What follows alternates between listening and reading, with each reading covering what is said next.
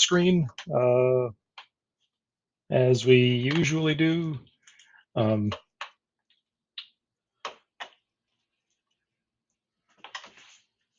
My clock is showing that it's probably, if you're using cell phones, as most folks at home are doing, we're probably just barely hitting 10:30 right now.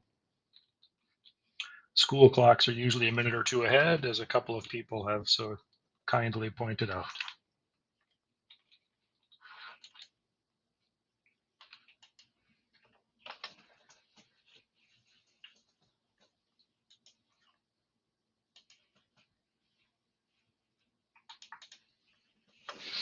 So we're probably at a spot where we are about ready to go.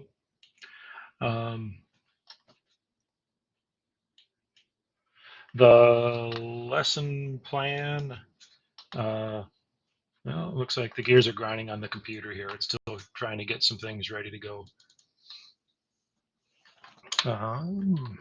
All right. Well, while that's going, I'll turn on the present now side of things for the computer, and we'll try to get this thing rolling. That one, share.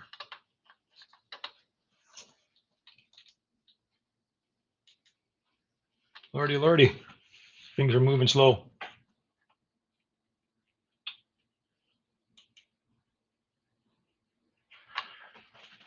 So while that's all loading, the plan for the day, we'll go through a few bit of notes. We've done a lot of stuff kind of over and over, hitting back with the current, if you have just one loop or just one path, the current everywhere on that path is the same. And that is always true for a circuit that, well, for electric circuits, that is true. Good golly. So we'll go through and we'll take a look at some slides that start looking some more at the electric potential stuff, or the voltage. Some people call it voltage, but again, electric potential is maybe slightly more technical, but they mean the same thing. So we'll go through and we'll take a look at electric potential in a loop. There we see that those things are finally loading. And then we'll go through and we'll do there are 2 assignments today posted to Google Form assignments, and we'll do one of those 2 in the live session here, using that one to kind of set things up so we understand how some of this stuff works. And the note on top of the lesson plan up here, I'm also attending, in quotes there, a conference yesterday, today, tomorrow. So I'm skipping the half hour during our live session here to make sure we're set up for this. I'll still be replying to any questions or comments or whatever issues you guys have. It just probably won't be quite as quick as normal. I'm going to try to reserve a couple of chunks throughout the day to do that, but the meetings that I'm in, or the conferences that the sessions that I'll be attending, will kind of restrict that, the ability of mine to reply to what you got. So we'll go through, we'll do some slides, do an assignment, that should set you up for the other assignment. And hey, remember, as always, this is how you can check to see what's going on with your homework stuff. So slides, here we go. Presenter view, and I'll throw this on there so you can, again, you can ask questions if you'd like, using that anonymous tool. And I will put that link in the Google Meeting chat. Sometimes it's easier just to click on a link than it is to try to capture that stuff. And I didn't actually link that. That's weird. I didn't hot link it, by that is what I mean. So if I do that, there, so that gets really big and long. So I'll copy that, and then I'll put that whole blasted thing there. So now you should be able to click on that big long deal there to get things rolling. Okay, conservation of energy in circuits. We'll go through some slides here. There are a bunch of slides on this in this slideshow. We probably won't get through all of these slides. We're going to use some of them as a way to make sure we're able to do some of the next assignment. So conservation has a bunch of different meanings. When we start talking about conservation, and we had this conversation first semester as well. We discussed this first semester as well. In like environmental community, conservation means like save your resources, don't use water, turn the lights off when you leave the room, consolidate your trips, the trips that you're going to take in a car so you're not driving all the time, burning fossil fuels. That's a valid and legitimate way to use the word conservation and to talk about conservation of energy and things like that. That's the social sciences and environmental aspect. In physics and in chemistry and in general in some aspects of biology, when we say conservation, we mean that you can't create it or destroy it. Energy cannot be created or destroyed. It just changes form from one type to another, or can move into or out of different things. Hand up, what you got?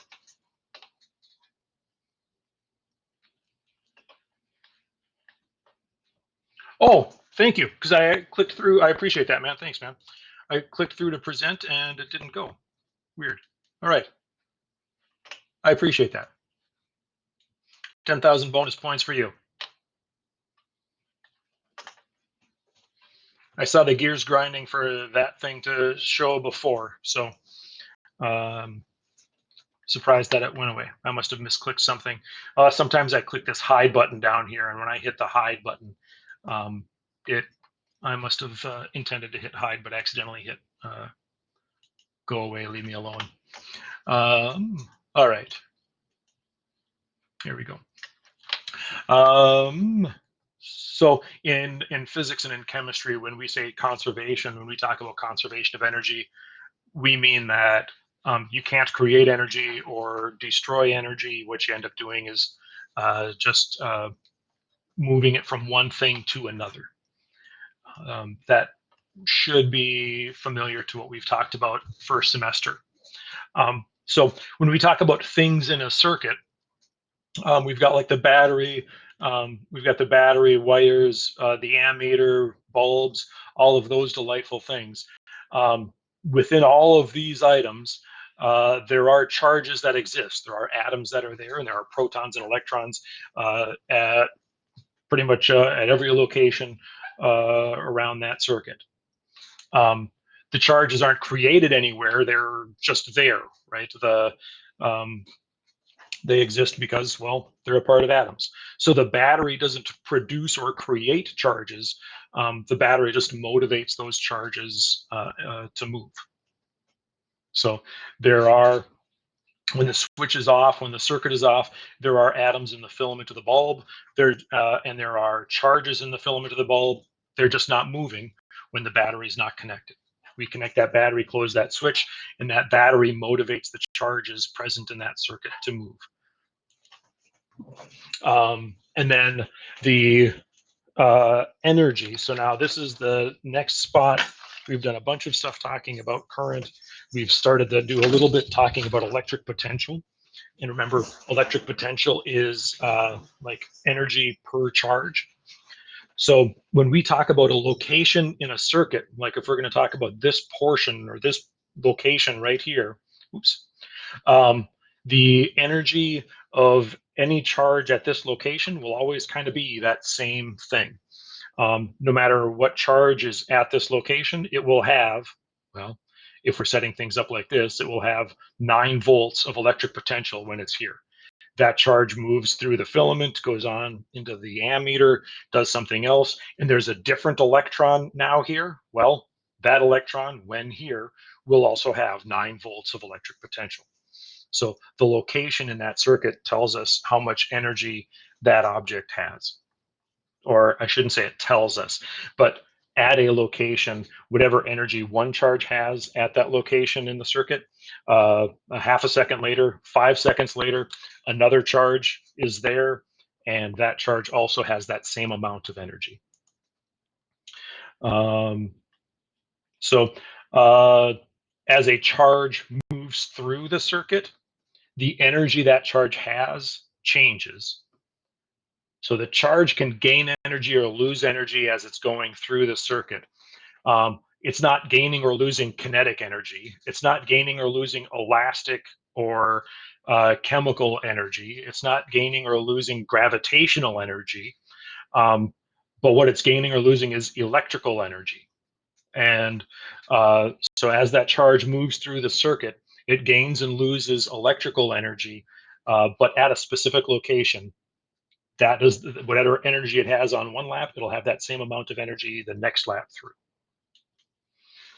Um, so then when we go back to talking about the parts of a circuit, um, batteries, bulbs, ammeters, wires, things like that, uh, bulbs take energy from the charges and use that to make light. So different bulbs do that in different ways, but that's generally the way things go. A bulb takes energy from the charge to make light. A motor takes energy from the charges to make motion. A speaker takes energy from the electrons to make sound. So whatever device we're talking about, they're taking electrical energy from those charges and making some other type of energy, or converting it into some other type of energy. Um, so that's the same sort of thing I was just saying. Um, so the charges, like the electrons in a circuit, they will gain energy from the chemical energy in a battery, right? The chemical energy in the battery gives electrical energy to all of the charges that we see in the wires and in the filament and in the bulbs and all those sorts of things. They get electrical energy from the chemicals in the battery. If you plug something into an outlet at home or at school or wherever you're at, when you plug something in, well, then the electrical energy comes from Xcel Energy or whatever other energy company you're using, and they basically have something on their end that's kind of pushing and pulling charges back and forth. So that happens all the way through to our houses. Not necessarily chemical energy, but a variety of different ways there. And we've talked about this already now a few times, that electric potential or voltage is energy per charge. That's a useful way to think about these things. All right. Let's see, I think we kind of talked about all of this now already. Um, so if we talk about the elements in a circuit, the battery or other energy source provides the energy. The charges are the things that gain and lose energy. They're the things that move throughout the circuit. The circuit element, like a lamp or a bulb or LEDs or motors, those things use energy. And then for us, wires are kind of like perfect tubes for charges to flow through. So in first semester, when we were doing a lot of the physics stuff with forces and motion and things like that, we oftentimes will make assumptions that friction is small enough to ignore. Um, and sometimes that's a pretty reasonable assumption, and sometimes it's not. There are times when friction is not too small to ignore, and friction is a significant thing. When we're going through and we're talking about circuits, wires are the spot where we'll say, hey, friction is small enough to ignore in a wire. But in this light bulb or in that motor that use electrical energy, in a roundabout way, it's similar to, but not identical to. Thinking of like kind of friction is significant there, or the charges are doing some other things. It's not quite friction, right? But it's a similar sort of analogy. All right. So then we'll go through and we'll look at an example here, and then we're going to switch over to the assignment for today to try to make sure that stuff goes through. So after this page on slides, I'm going to open up the Google form. That's the assignment for today, and see what we've got. So far, checking the little slides spot where you can ask post questions or thoughts anonymously. Nobody has posted anything there. Nobody's asked any questions in the Google Meeting chat. So if you're looking at things and you're wondering, please make a comment or raise your hand or holler. Okay. So now when we're looking at these things, LEDs, light emitting diodes, we can kind of think of these as light bulbs. That's what they are, a kind of a unique kind of a light bulb that's very efficient. So this is a symbol for a light bulb, and this is a symbol for a light bulb, and this is the battery, right? So these step diagrams are like saying, hey, we started off at 0 volts, like here, we have 0 volts. Then we go through the battery gives us 5 joules of energy per charge. Or maybe a different way of saying it is that every charge that goes, oopsies, come on, every charge that goes through the battery gains 5 joules of energy. So we're kind of like saying, hey, we're before the battery, and now I'm a charge that goes through the battery. That charge that goes through the battery now has 5 volts. Then it goes through the LED and it loses some volts, it loses some energy. And then it's on the wire. Our wire is like a perfect tube. And then it goes through the next LED and it loses the last chunk of energy and it's back to 0 until it gets to the battery. Next lap through, battery gives it 5 joules of energy for every coulomb of charge, uses some energy here, uses some energy there, and back, right? Now, sometimes the question comes up like, how does it know how much energy to lose?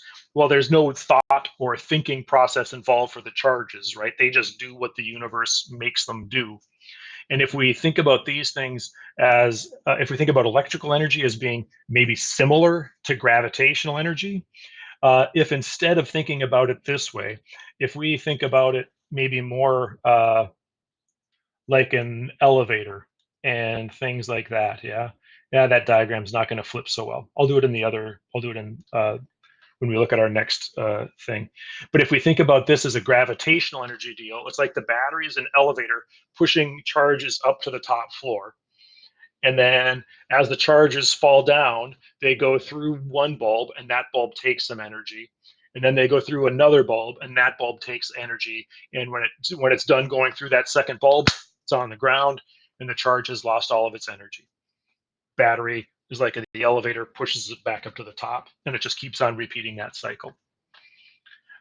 So the size of the step down really depends entirely on I need to be careful with how I say this. The factors that affect the size of the step down. One factor is, well, how big is the step up it gets from the battery, and another factor is what is that bulb or LED or motor made out of? Because if we use that battery and elevator analogy again, if the elevator pushes something up to the top floor, and as it goes down, if it hits if that charge falls down and then lands on a deck, well, it might not go through to the bottom, right? There would be some issues with that. That would be a strange circuit. There would be something funky going on. But there are, the thing that determines how big this step down is really what the bulb or motor is made out of, and the other things in the path. So at this point, I'm going to try to go back and open up the assignment that we'll work on today, this intro assignment. Opening that one up. And I'm also going to open up PhET because that's the simulation that we're using there. Next. And oh, I was looking for the comment sheet for the slides, but I forgot if I close the slide, that little comment sheet goes away. So no comments. So I am going to record this because there will be some folks that might need to see this separately. At this point, so what I'm going to do to make sure I don't have to do 2 different videos or anything like that,